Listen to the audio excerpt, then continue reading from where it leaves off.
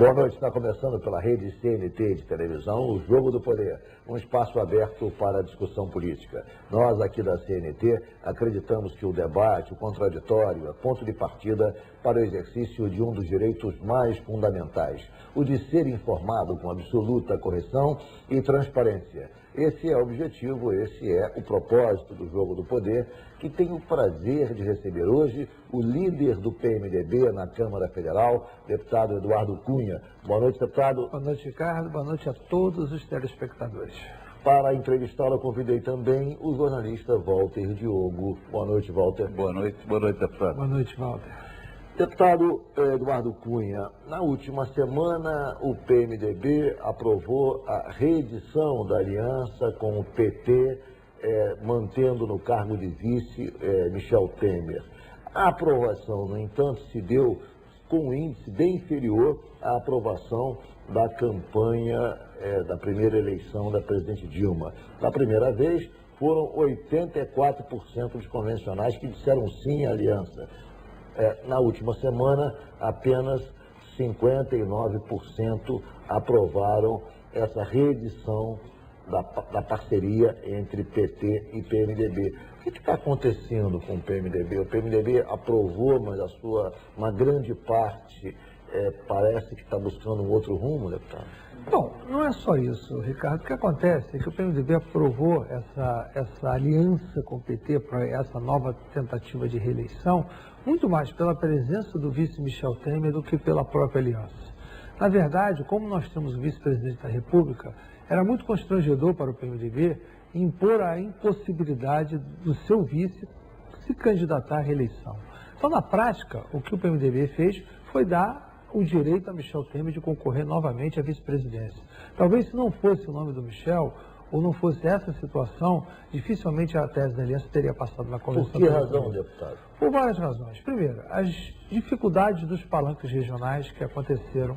Nós já tive a oportunidade de debater aqui com vocês, em outras vezes, as dificuldades da aliança com o PT, como o PMDB foi tratado nesse período de governo, debaixo dessa aliança, sem nenhuma participação de políticas públicas, sem nenhuma participação de verdade dentro do governo, uma realidade que a gente já vem debatendo há muito tempo, e a tentativa do PT de ficar hegemônico no processo nacional, que começou no Rio de Janeiro, quando eles saíram da aliança do Rio de Janeiro, isso acabou se deteriorando em outros lugares, principalmente Ceará, que é um dos quadros do colégio eleitoral mais forte depois do Rio de Janeiro, na Convenção Nacional. Enquanto no Rio de Janeiro eles passaram por cima do governador, que é do PMDB mesmo, no Ceará eles foram atender o governador, que é do partido pequeno PROS.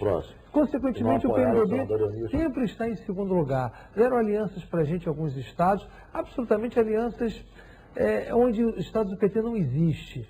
No entanto, em Minas Gerais, o PMDB foi com o PT para perder a eleição em Minas Gerais, porque eu acho que em Minas Gerais nós vamos perder a eleição lá, de qualquer maneira, porque, obviamente, se o candidato do PSDB, que é de Minas Gerais, se ele ganha ou não ganha a eleição à presidência, nós não sabemos, mas no estado dele ele ganhará. Então, consequentemente, lá o PMDB com o PT tem grandes chances de perder a eleição. Então, o PMDB deu todas as contribuições para o PT nessa aliança. E o que recebeu de troca? Recebeu de troca uma desfiguração do processo, onde o PMDB estava necessariamente na frente do processo. Eu assisti essa convenção lá em Brasília. Eu estava lá, por acaso, fui ver, né? E eu senti uma coisa que o pessoal dizia muito. As mulheres gostam de discutir a relação. E a dona Dilma não discutiu, me parece, suficientemente a relação dela com o PMDB. Não houve uma discussão profunda, ficou aquela discussão meio aparente e ficou aquela história de o negócio é garantir o cargo de vice. E depois não se fez acordos regionais, fugiu-se dos acordos regionais. Então, hoje tem um atrito entre o PMDB e o PT aqui no Rio de Janeiro, tem no Rio Grande do Sul, tem no Paraná, tem na Bahia, tem no Ceará, tem em vários estados. Essa discussão, esse conflito regional, não foi para a Convenção Nacional. Não foi um debate aberto, um debate franco. Mas é que não havia mais essa possibilidade de debate. O que foi discutido na Convenção era simplesmente se a gente apoiava ou não apoiava a reedição da aliança. Isso é que foi. As discussões, os debates foram feitos debaixo de outra tônica. Você não iria contra a permanência do PMDB lá, mas, por outro lado, os estados todos foram liberados. O que está acontecendo é que uma parte considerável dos estados com eleitorado grande, como o caso de Rio de Janeiro, caso de Bahia, Pernambuco, Goiás, Ceará, a tendência é ir para outra candidatura. É o que vai acontecer. Mas não tem hoje uma coordenação política do governo? A Casa Civil não está funcionando? Eu diria o seguinte, eu diria o seguinte, a gente foi botar uma tranca quando a casa já tinha sido arrombada. Eu acho que você tentar consertar tudo dentro de um processo eleitoral, se eu disser para você que não melhorou a interlocução, eu estaria mentindo, melhorou. Mas o que melhorou, infelizmente, veio tarde demais. Então, essa discussão, a gente não sabe se foi só uma característica do processo eleitoral, onde todo mundo que busca o voto para se eleger acaba sendo mais sensível a ouvir, ou se necessariamente houve uma mudança. Deputado, esse apoio foi interpretado por alguns como um apoio puramente cartorial e protocolar. Não, tempo de televisão. Ele é cartorial e protocolar, não. Na realidade, o que ele só queria era o tempo de televisão do PMDB.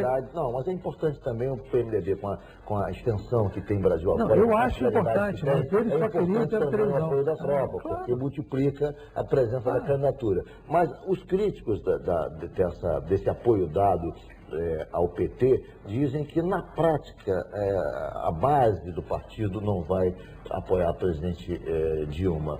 Citam o caso do Rio de Janeiro, onde as principais lideranças reafirmam o compromisso com a presidente Dilma, mas a tropa toda parece que foi vista no apoio a Aécio, coordenado pelo presidente do partido, Pisciani. Então, vai acontecer isso, ou seja, as lideranças, por uma questão política ou protocolar, dizem que apoia a presidente Dilma e a tropa vai para a rua defender a Aécio, é isso? Eu não diria que seja isso. Aqui no Rio de Janeiro nós temos um caso peculiar. Qual o caso peculiar? O governador Pezão, o ex-governador Cabral, o prefeito Eduardo Paes, eu mesmo não me pronunciei, tem uma posição. Por outro lado, a base foi para o outro lado, é justamente o contrário. Você tem uma posição? Qual é a sua posição? Não, eu não declarei minha posição. A minha posição declarada é muito simples, eu ia respeitar o resultado da convenção. Então você apoia a presidente Dilma, é isso? Eu, como se dizia em termos convencional, eu apoio. Em termos da convenção, eu sou obrigado a seguir, vou seguir, porque eu não posso, como líder de uma bancada, que é uma bancada bastante heterogênea, que tem posições divergentes, se a maioria se manifestou na convenção, eu não posso, na posição que eu estou, ser dissidência. Mas acontece que, na prática, a base toda está em outro lado. É muito difícil eu poder querer impor a minha base, na hora da campanha propriamente dita, o que ela vai fazer. Então, esse problema vai acontecer. Cabral, Pezão, Eduardo Paes pode ter a vontade do apoio e vão fazê-lo, mas a base não está acompanhando eles. A base vai desobedecê-los. E você não pode esquecer que eu e qualquer outro vamos buscar a nossa eleição. E se a gente vai buscar a nossa eleição, eu não vou dizer para um deputado estadual meu que não quer votar na presidente Dilma que ele não vote em mim porque ele não vai votar na Dilma. Deputado, isso não vai acontecer, é óbvio. Você não acha que, por exemplo, a questão regional é uma questão que trouxe embaraços, trouxe problemas efetivamente. Mas esses problemas, esses embaraços, teriam sido superados diante de uma candidatura com forte musculatura por conta da questão econômica, ou seja, se a economia estivesse ajudando, a presidente Dilma estivesse muito forte nacionalmente, as questões regionais não teriam o peso que estão tendo hoje.